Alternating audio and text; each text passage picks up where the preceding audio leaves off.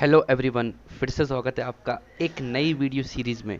तो last videos में हम चैप्टर 1 रिलेशंस एंड फंक्शंस को फिनिश कर चुके हैं और इस वीडियो से हम एक नया चैप्टर शुरू करने वाले हैं जो कि आपका है chapter number 5, continuity and differentiability.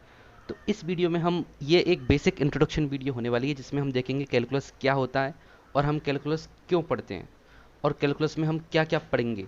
एक बेसिक इंट्रोडक्शन इस वीडियो में लेने वाले हैं। तो इंटरेस्टिंग वीडियो होने वाली है, लास्ट तक देखिए। चलिए शुरू करते हैं।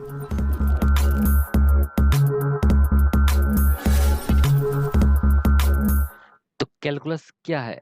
Calculus is a mathematics of change. Calculus mathematics की वो ब्रांच है जिसमें हम चेंज, परिवर्तन, बदलाव की बात करते हैं।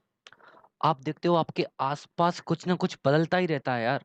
आप जहां देखोगे कोई भी चीज कभी स्टैटिक नहीं होती, हर चीज बदलती है, हर चीज। एग्जाम्पल के लिए आप ढेरों एग्जाम्पल्स हैं हमारे पास जो बदलते हैं। आप देखते हो प्लांट्स ग्रो होते हैं, बेबीज ग्रो होते हैं, आपकी पोजीशन चेंज होती है। अभी आप यहाँ पे हो, थोड़ी देर बाद आप कहीं और पे होगे। आपका बैंक बैलेंस, कभी पैसा आता है कभी जाता है। आपके इंस्टाग्राम फॉलोअर्स, सब कुछ बदलता है। Means change is everywhere around us. So इसी चेंज की मैथमेटिक्स में हम कैलकुलस पढ़ते हैं।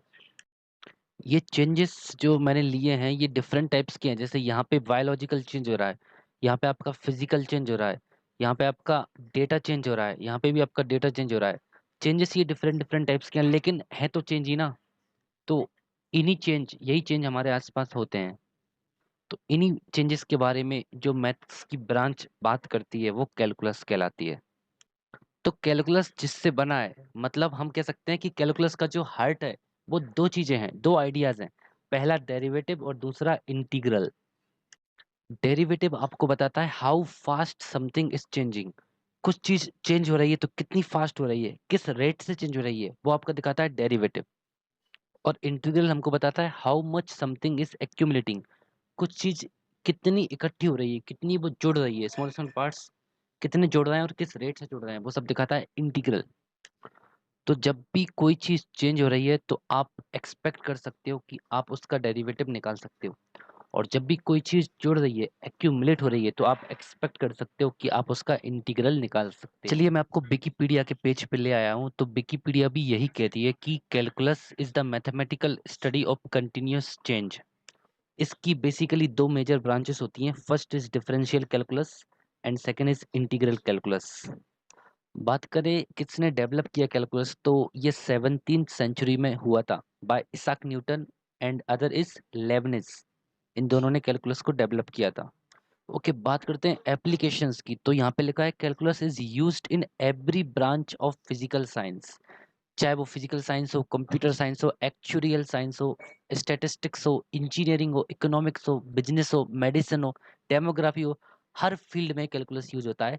जहां जहां प्रॉब्लम को हम मैथमेटिकली मॉडल कर सकते हैं और एक ऑप्टिमल सॉल्यूशन की जरूरत पड़ती है, वहां वहां हम कैलकुलस का यूज कर सकते हैं।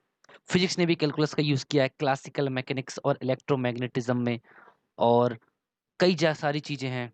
तो आप चाहो तो इस आर्टिकल को पूरा पढ़ सकते हो अगर आपको इंटरेस्ट हो और जानने में कैलकुलस कहाँ कहाँ है, क्योंकि ये अनलिमिटेड है। मतलब इसकी कोई सीमा नहीं है इसको पढ़ने की। इसकी एप्लीकेशंस की कई सारी हैं।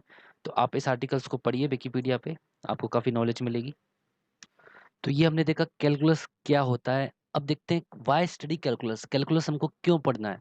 जब हमने already arithmetic, algebra, geometry, trigonometry master कर लिया, ये सब पढ़ लिया है, तो कैलकुलस की जरूरत क्यों पड़ी, क्यों पढ़ते हैं? देखिए इसके पीछे कई सारे रीजंस हैं। आपको कुछ कुछ इंपॉर्टेंट चीजें बताता हूँ जो कैलकुलस फाइंड कर सकता है और बाकी ब्रांच ऑफ मैथमेटिक्स फाइंड नहीं कर सकती।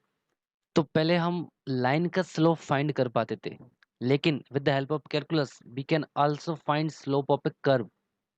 स्लोप ऑफ कर्व, एक चीज तो ये हुई, किसी भी पॉइंट पे हम कर्व का स्लोप फाइंड कर सकते हैं। तो कैलकुलस से पहले हम एवरेज वेलोसिटी फाइंड कर सकते थे कार की, और कैलकुलस के बाद हम इंस्टेंटेनियस वेलोसिटी फाइंड कर सकते हैं। किसी भी पॉइंट ऑफ टाइम पर हम इंस्टेंटेनियस वेलोसिटी फाइंड कर सकते हैं with the help of calculus. और कैलकुलस से पहले हम एरिया ऑफ रेक्टेंगल फाइंड कर पाते थे, area of square, area of triangle, जो आपके फिगर थे बेसिक उनका एरिया फाइंड कर पाते थे। लेकिन आफ्टर कैलकुलस हम क्या फाइंड कर सकते हैं? हम area under the curve find कर सकते हैं आफ्टर कैलकुलस। इस कर्व के अंडर ये कर्व कितना एरिया घिरा हुआ है, एरिया अंडर द कर्व, ये फाइंड कर सकते हैं हम कैलकुलस के बाद। तो देख रहे हो आप क्या क्या लिमिटेशन थी अपनी पुरानी मैथमेटिक्स में जो कैलकुलस ने इम्प्रूव किए। तो ये कुछ चीज़ थी, इनके अलावा काफ़ी सारी चीज़ें हैं जो हम कैलकुलस से कर सकते हैं। तो ये कुछ चीज़ें मैंने आपको बताई कैलकुलस के बारे में, कैलकुलस क्या होता है और कैलकुलस क्यों पढ़ना है। अब देखते हैं कैलकुलस में हम क्या क्या पढ़ते हैं बेसिकली और किस सीक्वेंस में पढ़ते हैं। तो हम कैलकुलस में इतना चीज़ें, ये सब चीज़ें पढ़ते हैं। सबसे पहले कैलकुलस में आता है लिमिट, जो 11th क्लास में आप पढ़ चुके हो या आप अगर 11th में हो तो पढ़ोगे। सबसे पहले लिमिट पढ़ते हैं। Then we have continuity and differentiability, ये चैप्टर नंबर 5 है 12th का। Then we have application of derivatives, chapter number 6। Then उसके बाद पढ़ते हैं integration, chapter number 7। Then application of integrals, chapter number 8। और लास्ट में डिफरेंशियल इक्वेशन, चैप्टर नंबर 9। तो ये चैप्टर्स आपके क्लास 12th मैथ्स में हैं और लिमिट्स वाला क्लास 11th में है। तो ये सब चीज़ें कैलकुलस के अंडर पढ़ते हैं। ये सारे चैप्टर्स का जो सेट है उसे हम बोलते हैं कैलकुलस। तो सीक्वेंस में हम पढ़ेंगे। सबसे पहला चैप्टर जो हम स्टार्ट कर रहे हैं वो है continuity and differentiability, chapter number 5। और ये सब कुछ इंटर रिलेटेड है। अगर आपको लिमिट नहीं पता तो आपको कंटिन्यूटी नहीं पता होगा, अगर आपको कंटिन्यूटी नहीं पता तो आपको डिफरेंशिएबिलिटी पता नहीं होगा, अगर आपको डिफरेंशिएबिलिटी पता नहीं होगा तो एप्लीकेशन ऑफ डेरिवेटिव नहीं आएगा, है ना। और डिफरेंशिएशन आपको नहीं आएगा तो आपको इंटीग्रेशन भी नहीं आएगा, और जब इंटीग्रेशन नहीं आएगा तो उसकी एप्लीकेशन कहाँ से आएंगी। और डिफरेंशियल इक्वेशन में भी पूरा इंटीग्रेशन लगता है। तो पूरा इंटरकनेक्टेड है, आपको इसी सीक्वेंस में चैप्टर्स को पढ़ना है ऊपर से नीचे। ओके, तो ये आपकी नॉर्मल बेसिक वीडियो थी इंट्रोडक्शन की, जिसमें मैंने आपको बताया कैलकुलस क्या होता है, हम क्यों पढ़ते हैं और क्या क्या पढ़ेंगे कैलकुलस में। अब नेक्स्ट वीडियो से हम स्टार्ट करते हैं हमारा टॉपिक डिस्कशन ऑन कंटिन्यूटी। ठीक है, तो thank you for watching this video. अगर वीडियो पसंद आया तो लाइक कीजिए और बेहतरीन वीडियोस के लिए चैनल को सब्सक्राइब कीजिए। Thank you.